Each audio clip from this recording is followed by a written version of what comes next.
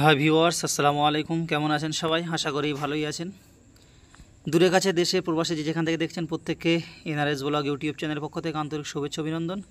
আজকে আপনাদেরকে বলবো যে উচ্ছে চাষ কিভাবে করতে হয়, কিভাবে চাষটা করলে ভালো হয়। তো চলুন, দেখতে পাচ্ছেন আমি প্রথমে একটা উচ্ছে চাষের জমিতে চলে এসেছি, যেটা আপনারা ঘুরে দেখতে পাচ্ছেন। যেইটা খুব সুন্দর একটা চাষ হয়েছে, দেখতেই পাচ্ছেন। হয়তো ক্যামেরায় যতটা পারছি দেখাচ্ছি, সম্পূর্ণ দেখানো হয়তো সম্ভব হচ্ছে না। তা চলুন এগুলো কিভাবে চাষটা করলে একটু ভালো হয় সেটা একটু বলি। দেরি না করে যারা এখনও চ্যানেলে নতুন, অবশ্যই চ্যানেলটি সাবস্ক্রাইব করে আমাদের সঙ্গে থাকুন, ভিডিও দেখতে থাকুন। যাই হোক বন্ধুরা, আজকের এই ভিডিওর বিষয়বস্তু হলো এইটা এখন চলছে আগস্ট মাসের শেষের দিকে বা সেপ্টেম্বর মাস শুরু হতে চলেছে। এইটা জুনের শেষের দিক দিয়ে বা জুনের মাঝখান থেকে এই উচ্ছেগুলো বসানো শুরু হয়ে যায়। বসানোর শুরুতে প্রথমে কি করতে হয়? প্রথমে জমিটা একটু পরিষ্কার করে চষা খোঁড়া করে রেডি করে নিতে হয়। তারপরে অনেকে মাথা দেওয়া বলে বা অনেকে পিলি করা বা খোপ তৈরি করা বলে। তারপরে এটাকে রেডি করার পরপরেই আপনাকে কি করতে হবে, যে সেখানে এক একটা খোপে 4টে থেকে 5টা, সর্বোচ্চ 4টে দেওয়া হচ্ছে উত্তম। 4টে করে বীজ দিয়ে দেওয়ার পরে সেটা মিনিমাম 8-10 দিন সময় লাগে। সেটাকে একটু হালকা হালকা পানি দিয়ে একটু পরিচর্যা করা। তারপর দেখবেন যে সেখান থেকে একটা চারা বেরিয়েছে। চারা বেরোনোর পরে আর কমপক্ষে আরও 16-17 দিন বা 20 দিন ওয়েট করার পরে গাছটা মোটামুটি বড় হয়ে যাবে। তারপরে এরকম একটা মাচা দিয়ে এই মাচার উপরে তুলে দেওয়া। মাচা দিলে কি হবে, সুবিধা হবে। মাচা হচ্ছে সবজিটাকে সুরক্ষিত রাখে, ভালো গ্লেজ থাকে।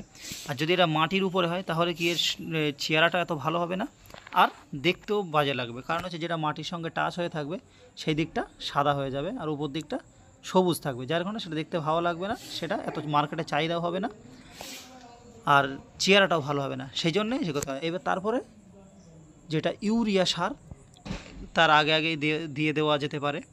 যেমন গাছটা 18 দিন 20 দিন বয়স হয়ে, তা গাছের গোড়া থেকে মিনিমাম 1 বেগত তফাত রেখে গোল করে চারিদিকে দিয়ে দেওয়া। সেটা ইউরিয়া দিলেন।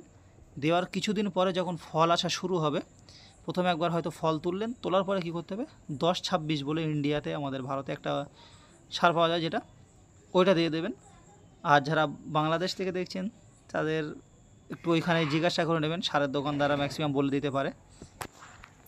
তারপরে আস্তে আস্তে এইভাবে পরিচর্যা করবেন। আর দেখবেন যেখানে একটু ঝলসা লেগে যাচ্ছে, জড়িয়ে গেছে, দরকার পড়লে ডোগাটাই কেটে দেবেন। আর পাতাগুলো তো ফেলবেন অবশ্যই। যত পরিষ্কার পরিচ্ছন্নতা রাখবেন তত ফল ভালো হবে। আর যদি গাছ খুব ঘন হয়ে যায়, পাতা প্রচুর ঘন হয়ে যায়, তাহলে গাছ হুড়ে যাবে, ফল পাবেন না, পুরো মাচা ভর্তি গাছ দেখতে পাবেন। যেমন শাকের, পুঁই শাক বলুন, অন্য শাক গাছগুলো যেমন হয় ঠিক তেমনই হবে। সেই জন্যে গাছগুলো একটু পরিষ্কার রাখতে হবে, তাহলে ফলটা অসাধারণ পাবেন। দেখতে পাচ্ছেন এইখানে যেমন গাছগুলো কত সুন্দর ফাঁকা ফাঁকা আছে, জায়গায় জায়গায় যে সমস্ত গাছগুলোতে ফলন হয়েছে কত সুন্দর হয়েছে। ফাইনালি ভিডিওটি এখানেই শেষ করতে হচ্ছে বা এখানেই শেষ করা হচ্ছে। যারা চ্যানেলে এখন নতুন, চ্যানেলটি অবশ্যই সাবস্ক্রাইব করুন, সঙ্গে বেল আইকনটি ক্লিক করতে ভুলবেন না। দেখা হচ্ছে কোথায়, নেক্সট কোনো ভিডিওতে। আসসালামু আলাইকুম।